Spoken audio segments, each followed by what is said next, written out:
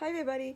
So I think that at the K through 12 level, online learning should have a lot of restrictions and considerations, especially at the elementary level.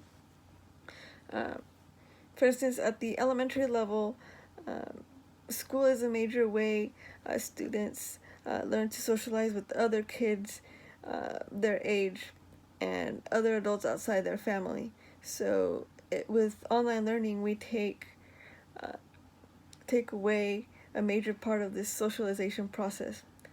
So, with online learning, families will need to find other ways to socialize uh, their kids and help their kids make friends and relate to other adults outside their family. And at all levels, I think that if states are going to support or sponsor a virtual public school, it should uh, be uh, built in such a way that families at all income levels are able to access this virtual public school.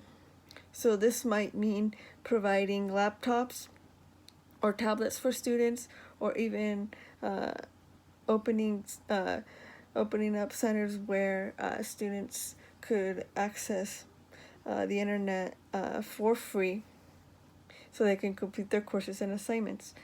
I know that uh, most kids do have access to laptops and internet access at home, but some low income students might not have full internet access other than through a parent's cheap smartphone or the public library. So I think that we need to be uh, considerate of these things if states are going to sponsor a virtual public school.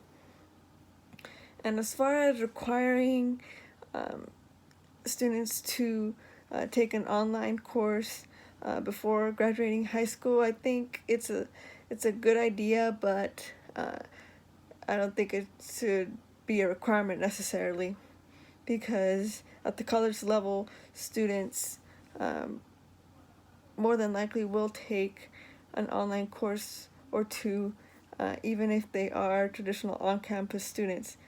For instance, if the class they're wanting to take does not fit their schedule and they find a section that's offered online, they might take that or whatever.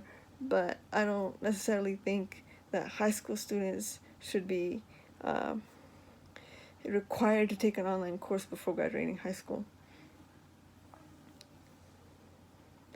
And as far as the LMS system that I used Google Classroom, and I liked it because it was so easy to use.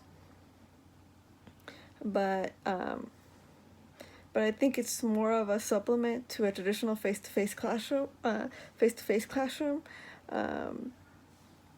because there's a spot when you name your classroom room number. So, and even when I created it with my personal Google account, it advised me to use the G Suite for education through a school, so that my students would have full access to all my content. So I could definitely see myself using Google Classroom as an educator, to as a way to cut down on paperwork that students hand in, but uh, it would have to be only if my school supports the G Suite for education. Otherwise, it would my capabilities of using Google Classroom on my own would be very limited.